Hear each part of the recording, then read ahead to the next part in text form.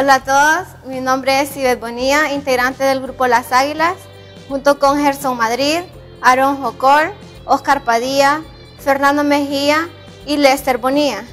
Juntos les vamos a impartir un tema de mucha importancia como ser el Cariato, la revuelta de las traiciones y el gobierno de Gálvez Lozano, como ser también algunos hondureños sobresalientes en nuestro país.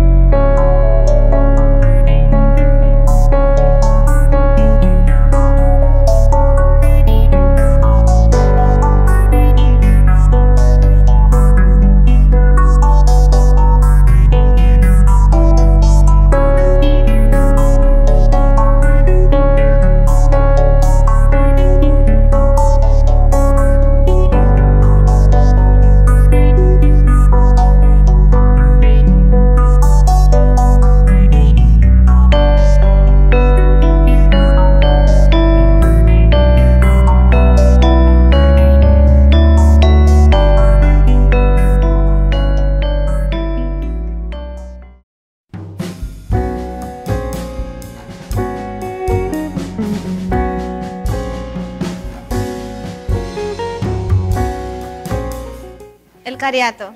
Los objetivos: determinar el origen de la dictadura de Tiburcio Carías Andino, describir el por qué ocurrió esa situación en ese momento histórico, y como contenidos conceptuales tenemos el Cariato, la montonera y el caudillismo. ¿Tienen una idea de quién fue Tiburcio Carías Andino? Fue un presidente que gobernó a Honduras durante 16 años. Se hizo dictador, por lo que los historiadores le han puesto a su periodo presidencial la dictadura de Carías o el nombre del Cariato, que se refiere a esos años 16. Tiburcio Carías Andino fue un presidente que gobernó Honduras durante 16 años. Se hizo dictador, por lo que los historiadores le han puesto la dictadura de Carías o la dictadura del Cariato, que se refiere a los años 16.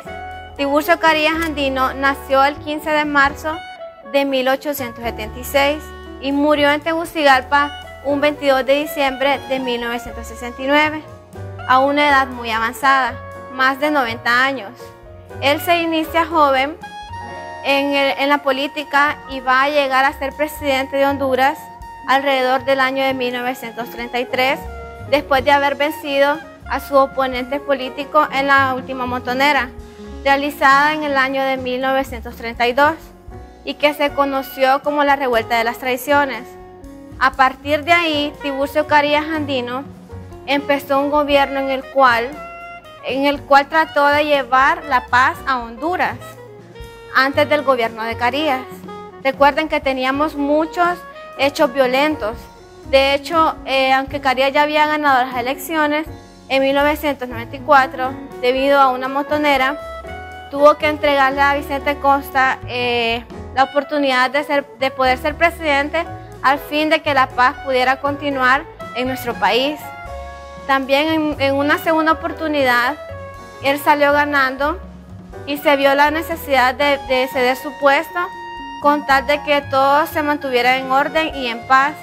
Pero después de 1932, él decidió tomar el poder por la fuerza, a pesar de que él ya había ganado las elecciones.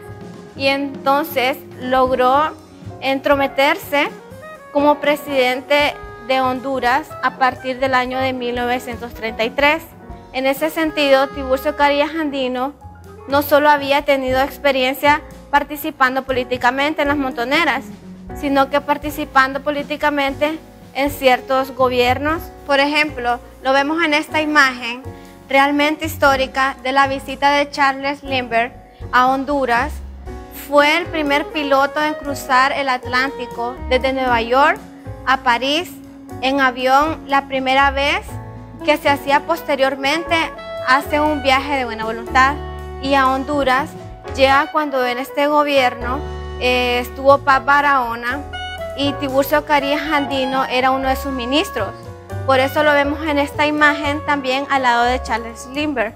Posteriormente, cuando Carías ya es presidente, entonces él nombra a sus principales colaboradores con los que van a reelegir durante este periodo de 16 años, aunque solo había ganado las elecciones para un periodo de 4 años.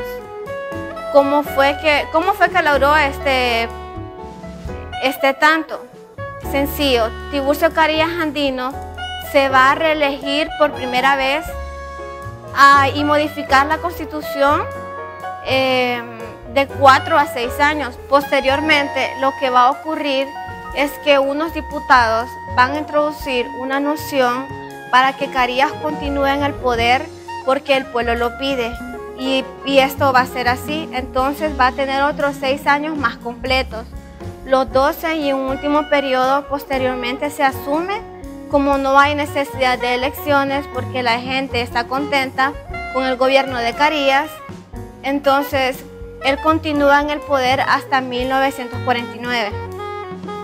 Mi nombre es Jesús Fernando Mejía y me toca continuar hablando sobre el Cariato. Carías le dio impulso en la invasión hondureña, no solo civil, sino también a las fuerzas aéreas hondureñas. De hecho, él consideraba que el construir en carreteras ajenas, en lugares montañosos, era prácticamente botar muchos recursos económicos. Entonces, él decidió que Honduras se desarrollara por aire. Durante su periodo, había aeropuertos en los 18 departamentos del país, lo que era permitivo transportar mercadería, personas con mucha facilidad. En esta imagen me lo vemos junto al joven Gerard, era el fundador de TACA. TACA empezó operaciones aquí en Honduras y en el otro extremo tenemos a los oficiales White Griffin, que era lo que estaba asucerado para hacer las de las Fuerzas Aéreas Hondureñas. La aviación va a encontrar en todo caso el Jauce. En un periodo de Carías, el primer lugar como una forma de observación en los posibles enemigos o de movimientos de tropas contra el gobierno. En el segundo lugar, del transporte del pasajero y correo. De hecho, la primera línea aérea que empieza a llevar al correo fue de Honduras. es TACA, y apoya posteriormente con el correo interno de la Fuerza Aérea de unos pequeños aviones llamada marca Stimson. Para 1949, Carillas había desgastado en el poder, no tenía apoyo internacional tampoco para continuar en él. Como lo que entonces convocó a una elección o a unas elecciones un poco extrañas y le entrega el poder entonces a su sucesor, también nacionalista, Juan Manuel Gálvez. A partir de ahí, Tiburcio Arias Candino no se retira de la política, se retira de todo caso de las apariciones públicas en la presidencia, pero no se mantiene unida del Partido Nacional, siendo líder del Partido Nacional durante muchos años, inclusive un tiempo de separarse del Partido Nacional para formar parte del Partido Popular Progresista al seno del Partido Nacional, donde siempre fue un líder, tomando en cuenta a lo largo de este periodo su consejo y su comentario. Fueron básicos para lo que iba a ser la política nacional, sobre todo los regímenes militares de Osvaldo López Orellana. En el año 60 se retiró de su vivienda alejada de la política, que ya cuando contaba con 90 años, una edad muy avanzada, sin embargo continuaba activo.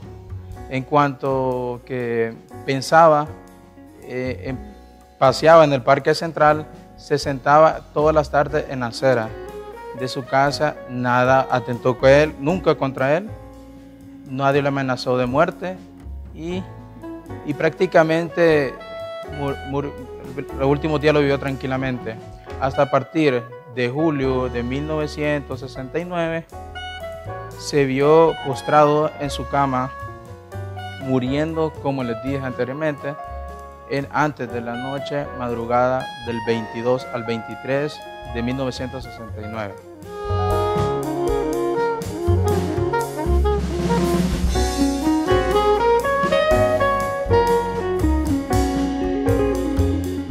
Bueno, mi nombre es Oscar Padilla. Yo les voy a hablar de lo que es la revuelta de las traiciones. Dice que la revuelta de las traiciones no fue una de las últimas, sino la última de las montoneras que hubo en Honduras. De la montonera con motonera. Nos referimos a un levantamiento de armas de un caudillo en contra de otro. Caudillo por acceder a la presidencia de la República. Los caudillos son aquellas personas que lideran un movimiento en beneficio exclusivamente personal. Es decir, su liderazgo es de beneficio del grupo, si no es benéfico únicamente y exclusivamente propio. Si las personas de los siguientes es la única parte en que encuentran el poder suplir algunas necesidades básicas, de otra manera no lo podrían hacer, y la promesa de parte del caudillo que sí alcanza el poder en ellos. Saldrá ganando entonces, por eso ellos siguen a este caudillo. ¿Qué son las guerras civiles? Dice que las guerras civiles son por una sencilla razón. Una guerra civil es a beneficio colectivo, es de todo grupo buscando a beneficio de todos, en contra de un grupo que también busca un beneficio colectivo.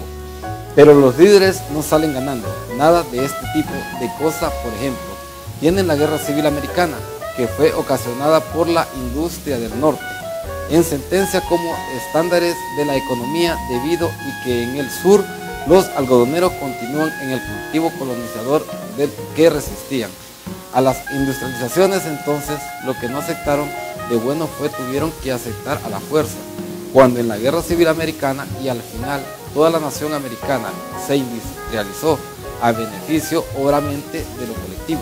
Aquí en Honduras no.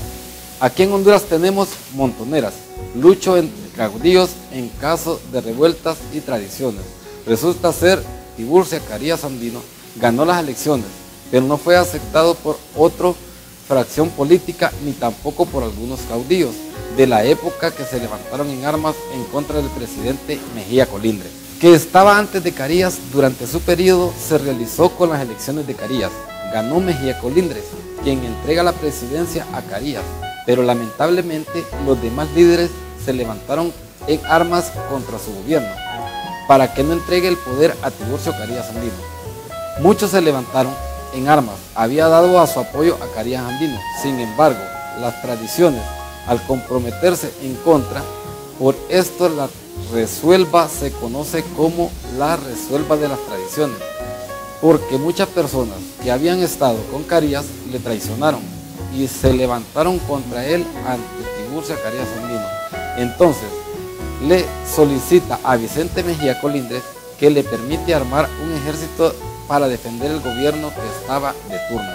En aquel entonces, siempre y cuando la entrega después de la presidencia a Vicente Mejía, accede y entonces Carías arma un ejército que enfrenta a todos los traicioneros que habían levantado en contra de él, hecho durante este conflicto. De la resuelva de las traiciones, las tropas azules logran conseguir el aprovechamiento necesario para poder ser más en diferentes puntos del país y empezar a enfrentar a los diferentes caudillos que se han lanzado en diferentes departamentos. En todo caso, va a ser menos que en un mes Carías va a lograr controlar toda la rebelión de hechos de tropas liberales y de otras fracciones. Fueron desalojadas de las plazas militares en los principales departamentos de la República. En el mes que Carías va a lograr controlar toda la rebelión de hechos de tropas liberales y de otras fracciones fueron desalojadas de las plazas militares en los principales departamentos de la República. Carías tiene un triunfo prácticamente rotundo en contra de sus opiniones y él ha elegido, ganando entonces de su manera las posesiones de la presidencia de Honduras a partir de 1933.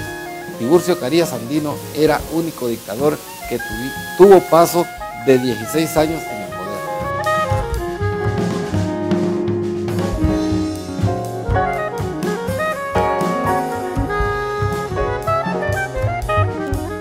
Buenas, mi nombre es Gerson. Yo les voy a hablar sobre el gobierno de Gálvez y Lozano. Bueno, para empezar, vamos a recordar que Juan Manuel Gálvez fue secretario de Tiburcio Carías Andino, que fue en el periodo durante 1933 hasta 1949. Ya para 1949, los elementos en toda Honduras, en cuanto a la política internacional y los elementos internos, en cuanto a la expansión social, estaban empezando a ser muy difíciles de controlar. Por una dictadura se vio la necesidad de volver a ser un régimen democrático en el cual el pueblo elige a su presidente.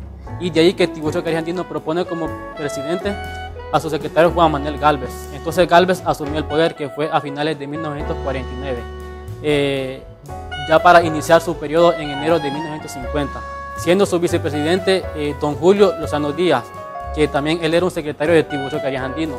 La idea era que estas dos personas iban a seguir el mismo esquema de gobierno de Tiburcio Carías Andino, pero no fue así, sino que lo contrario. Gálvez inició con lo que se llama la modernización del Estado de Honduras. Bueno, ¿y qué es esto? Del Cariato, y va a ser un gobierno más moderno, más progresista, más acorde con los tiempos que vivía Honduras en ese instante. Entonces se inicia la creación del Banco Central de Honduras. En Honduras no había una banca nacional, que esta es la que controla cómo fluye y se maneja el dinero dentro del país y fuera del país. También va a crear el Banco Nacional de Fomento, que hoy es conocido como Banadesa. También Gálvez va a crear el impuesto sobre la renta y va a oficializar el uso del empira como moneda nacional. Este gobierno fue muy diferente con el de Tiburcio Carías Andino, porque Gálvez modernizó la fuente de agua, que en ese entonces era gratis, y también va a ayudar al deporte. También organiza el béisbol, el fútbol, y va a ayudar a unas empresas de café. Pero por motivos de salud, Gálvez deja la presidencia y se la cede a su vicepresidente, que era don Julio Lozano Díaz, que fue en el año de 1954. Toda la apertura social que Gálvez había dado, don Julio la va a cambiar y va a empezar a meter presos a opositores políticos. Él va a ejercer un gobierno muy fuerte como lo había hecho antes Tiburcio Carías Andino. Pero sin embargo, todo lo que él estaba haciendo era mucha presión, entonces los hondureños no estaban conformes. Entonces cuando se hizo el proceso electoral que lo va a ganar Ramón Villeda, pasa exactamente lo mismo que había pasado otras veces, que él tenía la mayoría simple, pero no la que necesitaba la Constitución. Entonces, al no haber un presidente electo, don Julio va a tomar poderes dictatoriales, que en otras palabras va a ser un presidente de facto.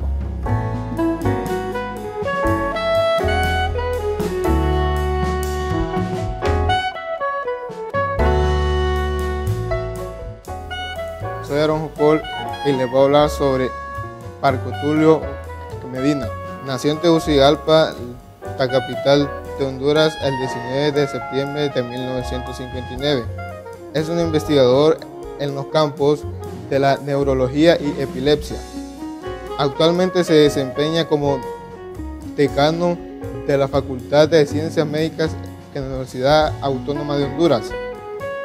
Fundó en 1998 el posgrado de Neurología en la Universidad Autónoma de Honduras con el apoyo de la Federación Mundial de Neurología, convirtiéndose en un programa piloto para países en vías de desarrollo, promoviendo con ello la educación e investigaciones neurológicas en Honduras.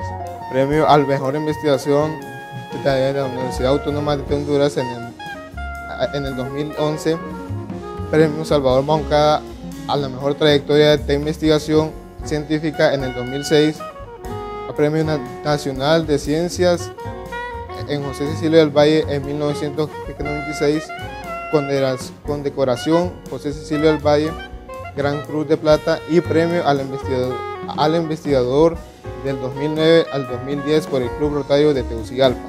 Ahora te voy a hablar sobre Sir Salvador Enrique Moncada.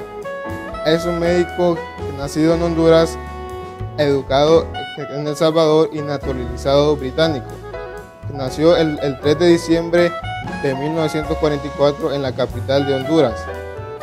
Miembro de la Real Sociedad en Inglaterra y Academia de Ciencias Médicas en Inglaterra. Su familia se estableció en la ciudad de San Salvador, capital del Salvador, en 1948. Se condecoró en Medicina y Cirugía en 1962 y 1970 en la Universidad de El Salvador. En 1971 se trasladó a Londres para estudiar un doctorado en farmacología en el Instituto Básico de Ciencias Médicas de la Real Sociedad, bajo la tutoría de Sir John Vane.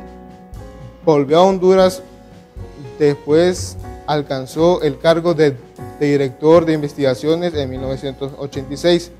En 1998 se trasladó a la Universidad de London, donde fundó el Instituto Wolfson para la Investigación Biomédica.